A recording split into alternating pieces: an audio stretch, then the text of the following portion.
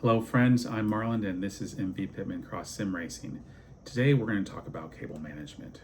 If you have a sim rig, you've got cables. It's part of the experience.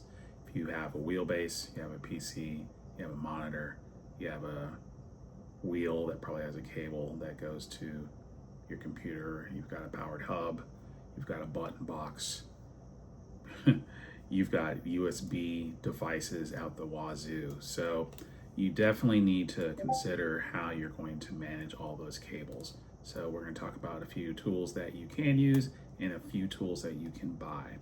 So this rubber band, that is definitely useful.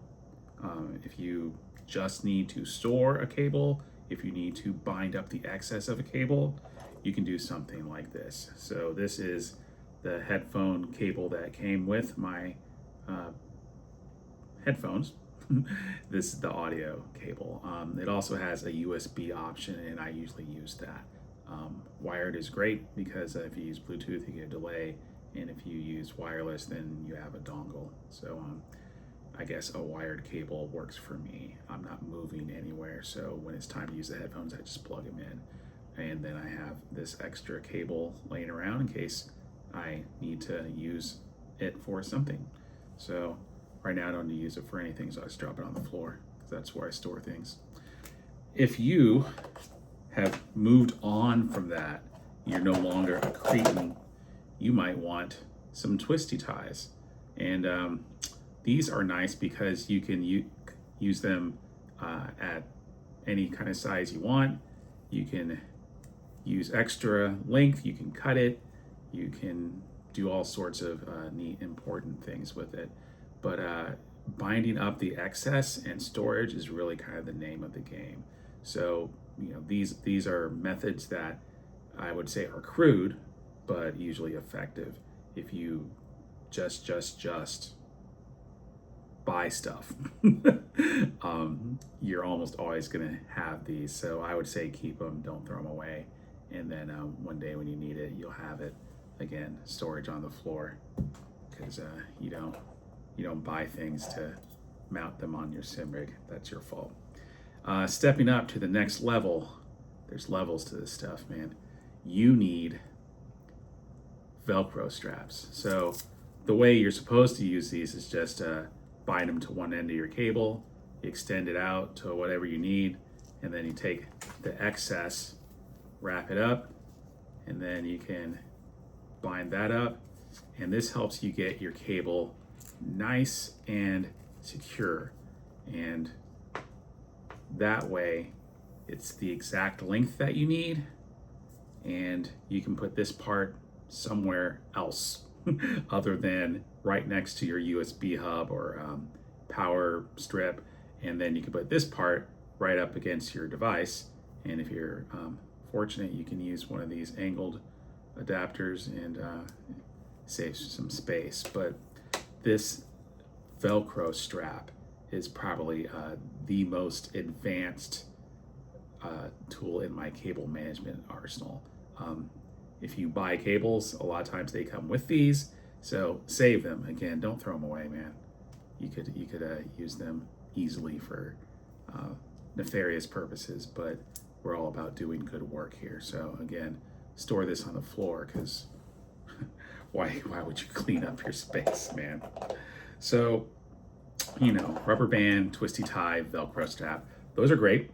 But if you want to step up to the next level and you're using a profile rig, then you might want to use something like this. You can buy them on Etsy. I made one by looking at it and then modeling it in 3D, and I think you've probably seen it in a video before. But the idea is you just have some cables. I'll just undo this. So all this is a hex head screw that goes into this little U-shaped device. This little U-shaped device also has a countersunk screw space, but I like using this because then you don't have to have a tool to put it on. And if you just give it a little twist, and then drop it in your profile, and then turn. If you use a quarter turn T-nut,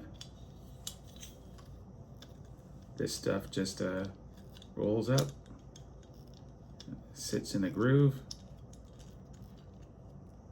and then eventually that gets nice and tight. And if you need to move it, loosen it up, slide it, drop it, whatever falls out, just pick it up, put it back in.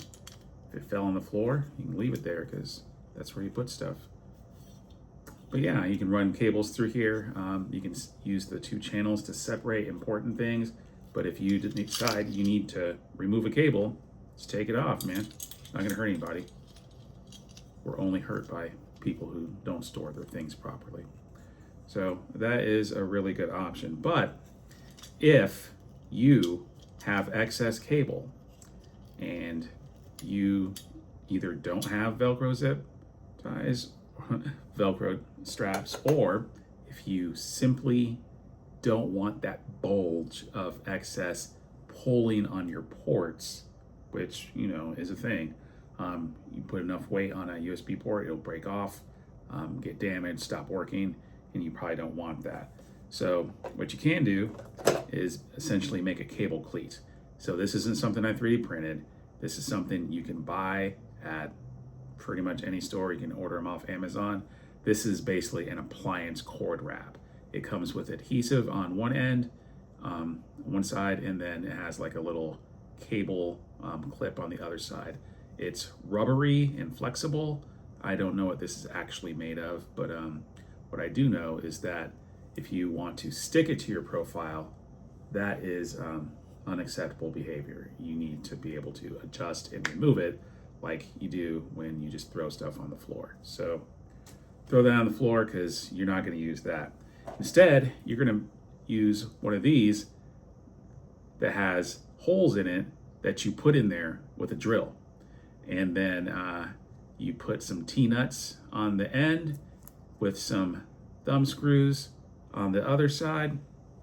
And again, simple, simple, simple. All you got to do, put them through.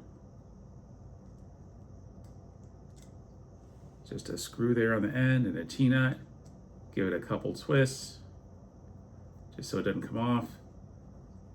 Same thing here. Make sure it's loose enough that it'll go into the profile without a problem. And then just drop it in your profile. Give it a twist. And since it's thumb screws, again, you don't need a tool, but heck, if you don't like thumb screws and you just want to use whatever screw and T-nut you have, nobody's going to be hurt by that, man. You do you. And you just keep twisting until it's tight. And sometimes if you start really loose, you just got to keep twisting until it's tight. And then you can wrap a cable around this part. It's a little flexible. And then when you're done with the end, you just tug it in here. And you know, most cables are around 3 to 5 millimeters, so should fit in there pretty good. So you could design and print one of these, but honestly, just go buy some. If you need to measure for this, you could print a template or just get out your ruler. But I spaced these 40 millimeters apart so that in addition to mounting along a slot, if you have profile that is 40 series, you just drop that in like that, and then you can do across the profile lengths instead of just in line with them. So yeah, you can do that, and then again, you can try to make sure that your stuff is in all the way. If it pops out, loosen it, then tighten it. The problem is with these T-nuts, if you use the quarter turn ones, you've got to make sure you get that all the way in before you start turning. And if it doesn't catch, then you know you're gonna pop that off. But again, just wrap your cable around and you're doing good. So I don't think I'm gonna sell these. I mean, it seems kind of trivial to sell a package with something you can buy and then another thing you can buy and then, another thing you can buy. But if you want it all together with a hole in it, let me know in the comments, and maybe I should stock them in the stores. So eventually we'll have Etsy and eBay, and maybe open up a Shopify store, just so I can sell you things that I tell you about. So thanks for listening. Thanks for watching. Hopefully you'll spread the word about MV Pitman Cross Sim Racing, and find out about vulgar puns that name videos so you can't find them and wonder what they're about, and then you click and you're surprised that it's actually a terrible video. That's how it goes sometimes. We're hoping to get better. It takes time, it takes effort, it takes practice. So until then, I'm Marlon. This has been MV Pitman Cross Sim Racing. I'll see you guys in the next one.